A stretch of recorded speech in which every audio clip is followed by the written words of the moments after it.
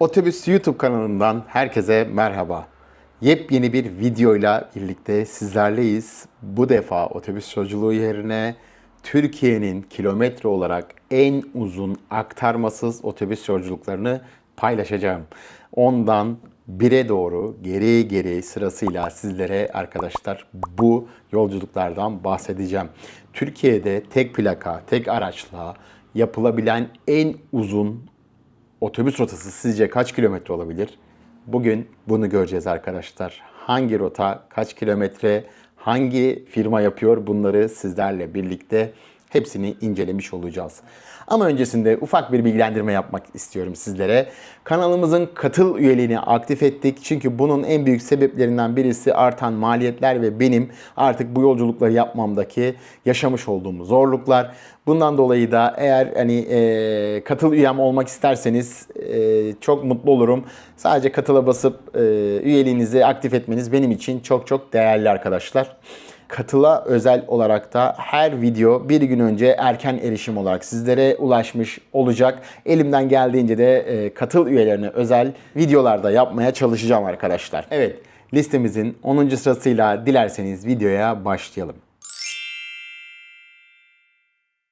10. sırada Bodrum'dan Van'a giden bir rota ve bu rotayı icra eden iki tane otobüs firması var. Birisi Van Gölü, diğeri de Best Van Turizm arkadaşlar. Bu rota 1900 kilometre uzunluğunda ve yolculuk süresi de 28 ila 30 saat arasında sürüyor.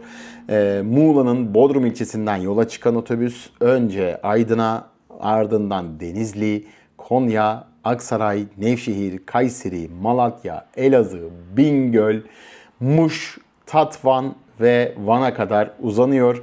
Bu rota dediğim gibi Best Van ve Van Gölü Turizm'in yapmış olduğu en uzun rotalardan birisi ve listemizin 10. sırasında yer alıyor.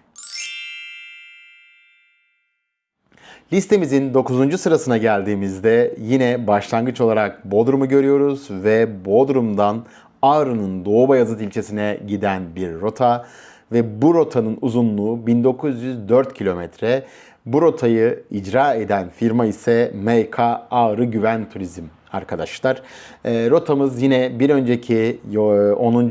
sırada olan yolculuk gibi Bodrum'dan başlıyor ve Aydın, Denizli, Konya, Aksaray, Nevşehir, Kayseri'ye kadar aynı rotayı gidiyor ve Kayseri'den sonra Sivas, Erzincan, Erzurum, Ağrı rotasına dönüp Doğu Beyazıt'ta yolculuğunu noktalamış oluyor.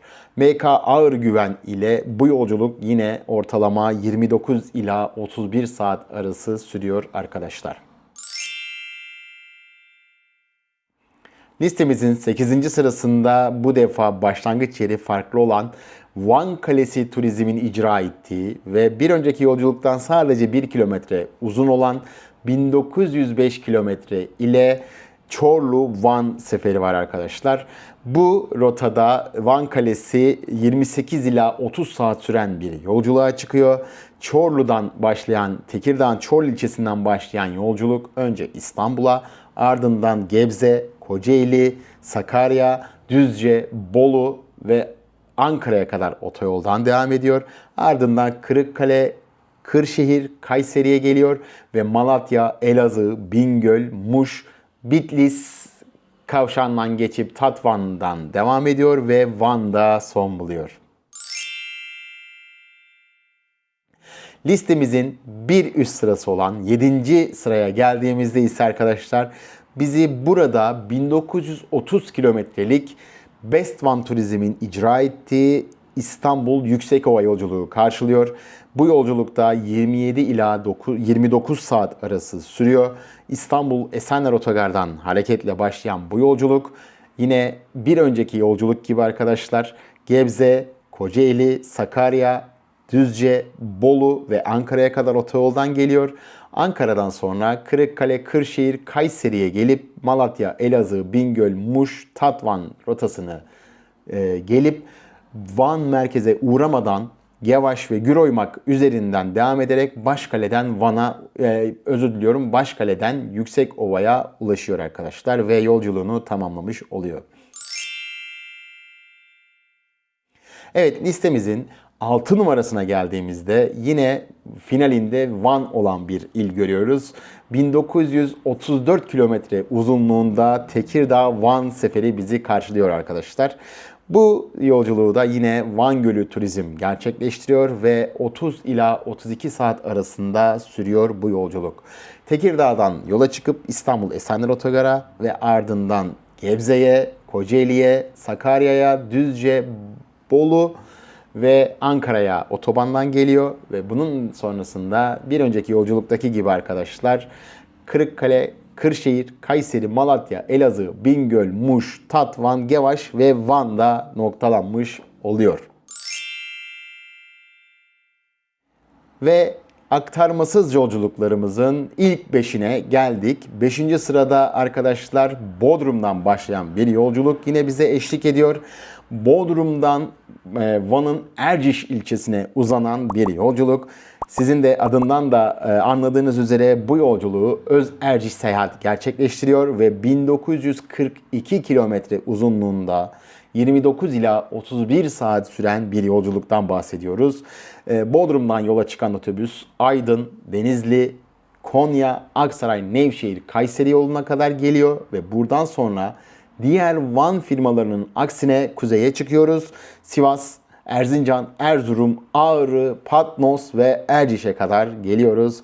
1942 kilometrelik bu yolculuğu Öz Erciş Seyahat sizler için gerçekleştiriyor diyelim arkadaşlar.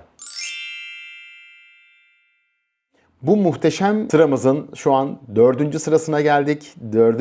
en uzun otobüs yolculuğuna geldik. Beni takip edenler, kanalımı takip edenler çok iyi biliyor ki bunu biz zaten daha geçtiğimiz aylarda gerçekleştirdik. Altınoluk Van seferi ve bunu da gerçekleştiren firma Van Gölü Turizm arkadaşlar. Altınoluk'tan Van'a 1970 kilometre süren bir sefer ve 30 ila 32 saat arasında sürüyor. Rotamızı hemen sizlerle paylaşıyorum arkadaşlar. Altınoluk'tan yola çıkan otobüs önce Edremit, daha sonra Balıkesir, Bursa, Eskişehir ve Ankara'ya ulaşıyor. Ankara'dan sonra çoğu yine aracın tersine Kırıkkale, Yozgat, Sivas, Erzincan, Erzurum, Ağrı rotasından Erciş'e ve oradan da Van'a ulaşıyor. Dediğim gibi 1970 kilometre uzunluğuyla benim de gerçekleştirmiş olduğum bir yolculuk listemizin 4. sırasında yer alıyor arkadaşlar. Evet ve geldik ilk 3'e arkadaşlar. Türkiye'nin en uzun ilk 3 yolculuğu. 3. yolculuğumuz Çanakkale'den Van'a uzanan Kamil Koç turizmle yapılmış bir yolculuk.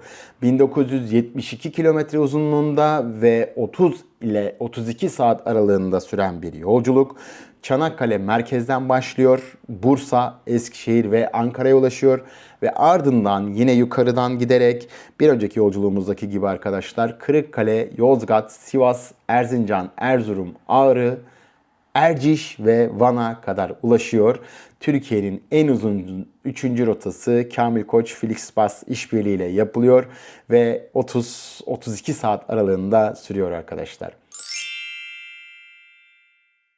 Evet, listemizin artık finalinden önceki 2. sırasındayız ve beni yine tanıyanlar bu yolculuğu yaptığımı biliyor arkadaşlar. Bodrum-Iğdır yolculuğu yine listemizin en uzun yolculuklarından 2. sırada yer alıyor. Aktarmasız 2004 kilometrelik rota bizim Iğdır Turizm tarafından gerçekleştiriliyor ve arkadaşlar 29 ila 31 saat aralığında sürüyor. Bodrum'dan yola çıkan otobüs önce Aydın, ardından Denizli, Konya, Aksaray, Nevşehir, Kayseri'ye geliyor ve Sivas, Erzincan, Erzurum'dan, Horasan'dan Kars'a, Kars'tan geri Iğdır'a geçerek rotasını tamamlıyor. 2004 kilometre sonunda Bodrum'dan çıkan otobüs Iğdır'a ulaşmış oluyor arkadaşlar. Mevsimler, yollar, her şey değişiyor ve o kadar uzun bir rotada hepsine an ve an yani şahit oluyorsunuz. Kesinlikle böyle uzun rotaları deneyimlemenizi tavsiye ediyorum. En önemli ve listemizin bir numarasına geldik arkadaşlar. Listemizin bir numarası bir önceki yolculuktan sadece yine 1 kilometre uzunluğuyla 2005 kilometre uzunluğa sahip Marmaris One yolculuğu. Bunu da gerçekleştiren firma Kamil Koç arkadaşlar. Yolculuk 31 ila 33 saat arasında sürüyor ve Marmaris'ten yola çıkan otobüs önce Muğla'ya, ardından Aydın, Denizli, yine Konya, Aksaray, Nevşehir, Kayseri'den yine yukarı çıkıyor arkadaşlar. Sivas, Erzincan, Erzurum, Ağrı, Erciş ve Van'a geliyor. 2005 kilometrelik Türkiye'nin en uzun rotası diyebiliriz arkadaşlar. Şimdi buradaki diğer bir istatistik de şöyle söyleyebilirim. Bu ilk 10 yolculuğun arkadaşlar 4'ü Bodrum merkezden başlıyor. Bodrum otogardan başlayıp doğuda bitiyor. Ve bu yolculukların 6 tanesi de Van'da son buluyor arkadaşlar. Zaten diğer 4'ü de Erciş, Iğdır, Doğu Beyazıt ve Yüksekova oluyor. Muhteşem bir bence bir liste. Bu liste hepimiz için çok çok değerli. 2026 yılı içerisinde en uzun 10 yolculuğu izlediniz. Siz olsanız bu 10 yolculuktan hangisini yapmak isterdiniz? Lütfen yorumlarda buluşalım arkadaşlar. Buraya kadar izlediğiniz için çok teşekkür ediyorum. Yeni yolculuklarda, yeni videolarda, yeni yollarda, yepyeni maceralarda buluşana dek kendinize çok iyi bakın. Kanala abone olmayı, yorum yapmayı ve beğenmeyi lütfen unutmayın.